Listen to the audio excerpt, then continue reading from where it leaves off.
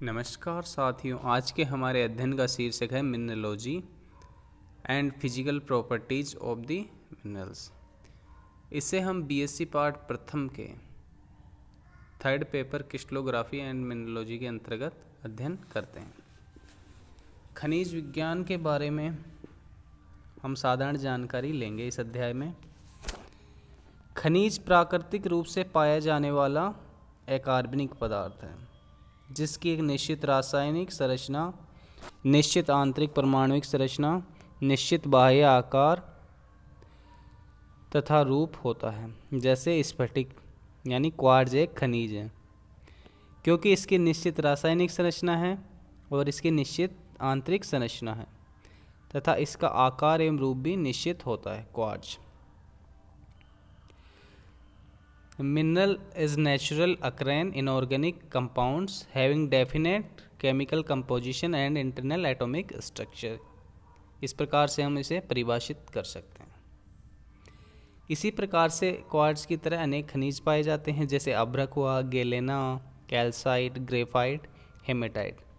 इनके सभी के गुणधर्म अलग अलग होते हैं तथा ये अलग अलग प्रकार के होते हैं। इनकी संरचना भी अलग होती है। खनिजों की रासायनिक एवं आंतरिक संरचना निश्चित होती है तथा ये संरचनाएं एक दूसरे की पूरक है। उपयुक्त परिस्थितियों में दोनों का निर्माण होता है। निश्चित रासायनिक संरचना के कारण ही आंतरिक रचना तथा बाह्य आकार का निर्माण होता है। इसके लिए उपयुक्त भौतिक तथा रासायनिक परिस्थितियां आवश्यक होती हैं। अध्ययन के दृष्टिकोण से खनिजों को दो भाग में विभक्त किया गया है। पहला है सेल निर्माणकारी खनिज और दूसरा है आर्थिक उपयोग के खनिज यानी रॉक फॉर्मिंग मिनरल्स और इकोनॉमिक मिनरल्स। सेल निर्माणकारी खनिज सेलों के निर्माण के लिए अति आवश्यक है जैसे क्वार्ट्ज, फेल्सपार इत्यादि। दूसरे प्रकार के खनिजों का आर्थिक उपयोग होता है जैसे हेमेटाइट। इससे लोहा निकाला जाता है, ये लोहे का अयस्क है। खनिजों के वर्गीकरण की अन्य विधियां भी प्रचलित हैं जैसे प्राथमिक खनिज, द्वितीयक खनिज। प्राथमिक खनिजों में मैग्मा में ही बने खनिज सम्मिलित किए जाते हैं जैसे क्वार्ट्ज, ओलिविन इत्यादि तथा द्वितीयक खनिजों में अन्य विधियों से बने खनिज सम्मिलित किए जाते हैं जैसे मैलेकाइट। इसके अतिरिक्त भी खनिजों का वर्गीकरण अनेक प्रकार से किया गया है। खनिजों के अध्ययन के लिए आंतरिक रचना, बाह्य आकार, प्रकार, प्रकाशीय, रासायनिक तथा उत्पत्ति की विधियां का अध्ययन आवश्यक होता है। अतः इन सब का अलग अलग वर्णन यहाँ किया गया है। तत्पश्चात खनिजों का वर्णन किया गया है। अब हम देखेंगे खनिजों के भौतिक गुणधर्म। खनिजों के अध्ययन के लिए उनके भौतिक गुणों का अध्ययन अति आवश्यक है। इसमें पहला है रंग यानी कि कलर। खनिजों के रंग प्रकाश के परावर्तन या अवशोषण से उत्पन्न होते हैं। शुद्ध क्वार्ट्ज का रंग एकदम पारदर्शक होना चाहिए था परंतु यह कई रंगों में पाया जाता है या मिलता है। ऐसा विजातीय तत्वों की उपस्थिति के कारण देखने को मिलता है। बड़े क्रिस्टल का रंग गहरा होता है जबकि छोटे क्रिस्टलों का रंग हल्का पाया जाता है। बहुत से खनिजों के नाम भी अनेक रंगों के आधार पर ही दिए गए हैं जैसे एज्यूराइट को एज्यूर रंग के आधार पर, रूबी को लाल रंग के आधार पर, एल्वाइट को एवलस लैटिन शब्द सफ़ेद रंग के आधार पर इत्यादि। रंगों की पहचान भी परिचित वस्तुओं के रंग के आधार पर की जाती है, इसलिए विभिन्न प्रकार के रंग प्रयोग में लाए जाते हैं जैसे सफ़ेद, दूध की भांति सफ़ेद, पीला, शहद की भांति पीला, तांबे की भांति पीला इत्यादि। कुछ रंग अत्यधिक व्यवहृत होते हैं कुछ खनिजों को विभिन्न कोणों से देखने पर प्रकाशीय प्रिज्म की भांति इंद्रधनुषी रंग दिखाई पड़ते हैं। इस गुण को रंगों की विभिन्नता, विचित्रता यानी कि प्ले ऑफ कलर्स कहा जाता है। लैब्राडोराइट नामक खनिज में यह गुण विशेष रूप से देखने को मिलता है। इसके पश्चात आता है दूसरा महत्वपूर्ण गुण, वर्णरेखा या स्ट्रीक लाइन। यह खनिजों के पाउडर या चूर्ण का रंग होता है। खनिज को पीसने पे जो बुरादा बनता है, चूरा बनता है, यह उसका कलर होता है स्ट्रीक लाइन। साधारणतः खनिजों को पोर्सिलिन प्लेट पर रगड़ने से उत्पन्न रंग को वर्णरेखा कहा जाता है। यानी स्ट्रीक प्लेट होती है वो किससे बनी होती है? पोर्सिलिन की बनी होती है। प्रायः वर्णरेखा भी रंग की भांति होती है, साधारणतः रंग की तरह ही होती है, परंतु कभी कभी खनिजों के रंगों तथा वर्णरेखा में अंतर देखने को मिलता है। जैसे हेमेटाइट लोह भूरे रंग का होता है, परंतु उसकी वर्णरेखा चेरी लाल रंग की होती है। इसी भांति चल्कोपाइराइट स्वर्ण पीत रंग का होता है, परंतु इसकी ही स्ट्रिग यानी वर्णरेखा हरे रंग की होती है। कोरंडम पोर्सलिन से कड़ा होने के कारण प्लेट पर वर्णरेखा नहीं छोड़ता। इसके पश्चात आती है चमक। यह खनिजों का वह गुण है जिससे उनकी प्रकाश की परावर्तन शक्ति का ज्ञान होता है। प्रकाश के परावर्तन के कारण खनिजों में चमक उत्पन्न होती है। उससे ही द्युति या चमक या लश्यर कहा जाता है। इन्हें चमक की तीव्रता के आधार पर वर्गीकृत किया गया है। पहला है दीप्तिमान यानी स्प्लेंडेंट, दूसरा है चमकदार, तीसरा है झिलमिल तथा चौथा है द्युतिहीन। यह नाम चमक के घटने के क्रम में साधारणतः होता है।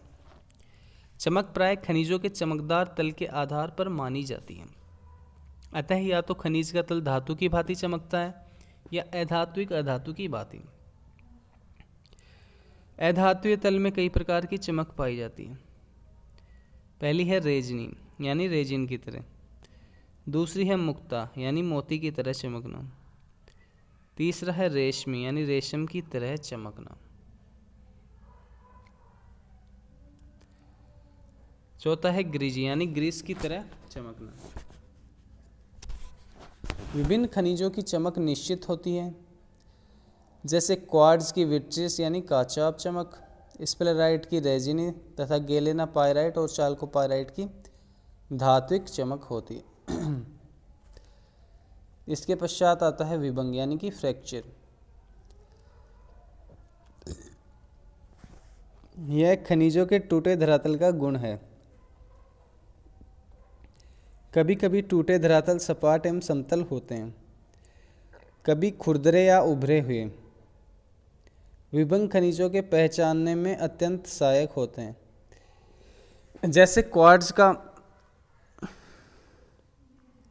का विभंग नतोदर होता है। इसे कॉन्कोइडल फ्रैक्चर या संखाब विभंग कहा जाता है। अगर धरातल खुरदरा हो तो इसे असम या यदि सपाट हो तो सम कहा जाता है। अगर अत्यंत खुरदुरा हो तो बंधुर यानी हैक्लिक कहा जाता है। इसके पश्चात गुणधर्म आता है विदलन यानी क्लीवेज। यह वह गुण है जो खनिजों में जोड़ उत्पन्न करता है तथा इस पर खनिज टूट सकता है। इनके टूटने पर उत्पन्न दरार को ही विदलन कहा जाता है। विदलन कई दिशाओं में पाया जाता है। केवल क्रिस्टलीय खनिजों में विदलन पाया जाता है। कभी कभी क्रिस्टलीय खनिजों में भी विदलन नहीं होता है, जैसे क्वार्ट्ज में, परंतु गैलेना तथा कैल्साइट में उत्तम विदलन देखने को मिलता है।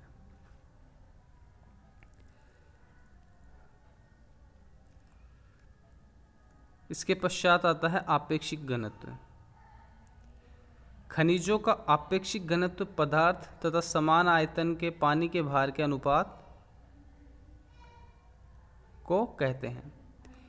यदि खनिज का हवा में भार 1 ग्राम होता, पानी में 2 ग्राम हो, तो समान आयतन के पानी का भार इस प्रकार से निकाला जाता है। आपेक्षिक घनत्व बराबर K1 बटा K1 माइनस K2।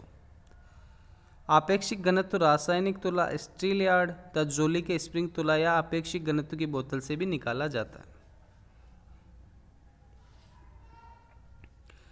परंतु प्रायः प्रयोगशाला में खनिजों का आपेक्षिक घनत्व स्टील यार्ड तुला से ही निकाला जाता है।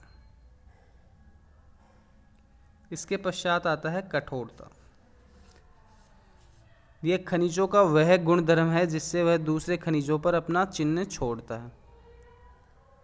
साधारणतः हीरा सबसे कठोर माना जाता है क्योंकि यह खनिजों को खुरच सकता है। टैल्क जो कि सॉफ्ट होता है सबसे कम कठोर माना जाता है क्योंकि सभी खनिज इसके धरातल को खुरच सकते हैं आसानी से। इसी आधार पर खनिजों को क्रमवार रखा गया है। कठोरता के आधार पर इनका क्रम बनाया गया है, जिसे मोह का कठोरता का पैमाना या मोज स्केल ऑफ हार्डनेस हम कहते हैं। इसमें जो मिनरल सीक्वेंस है वो इस प्रकार से है।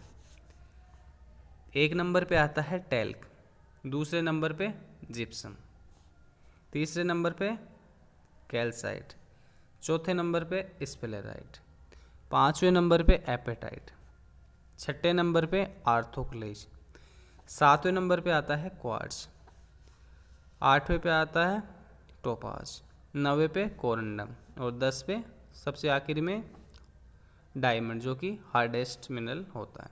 सबसे सॉफ्ट टाल्क जिसकी हार्डनेस 1, सबसे हार्ड होता है डायमंड जिसकी हार्डनेस होती है 10। यह मोज के कठोरता पैमाने के आधार पर होती है।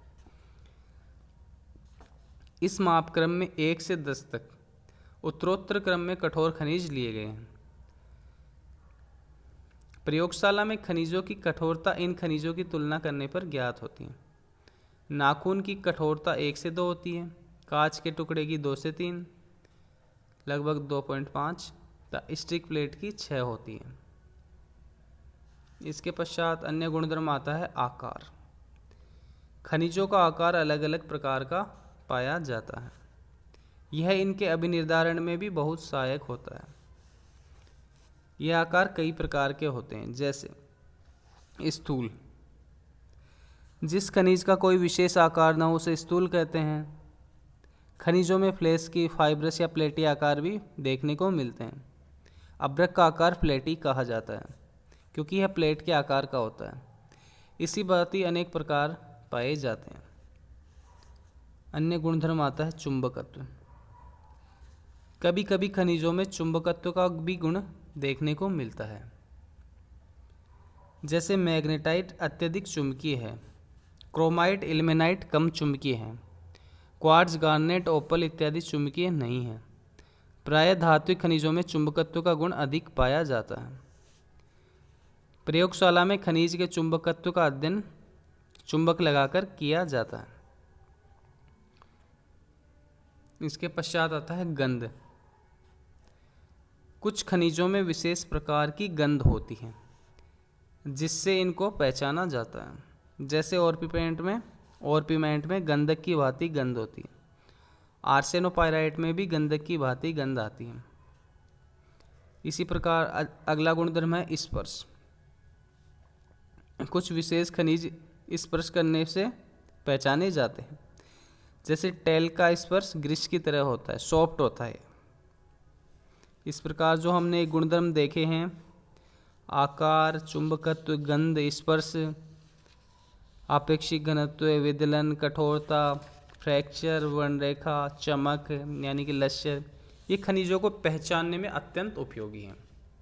इस प्रकार हमने आज के अध्याय में खनिजों का साधारण परिचय और उनके भौतिक गुणधर्मों का अध्ययन किया। यह बीएससी पार्ट प्रथम के विद्यार्थियों के लिए उपयोगी है। इसके आगे हम नेक्स्ट अध्याय में अध्ययन करेंगे।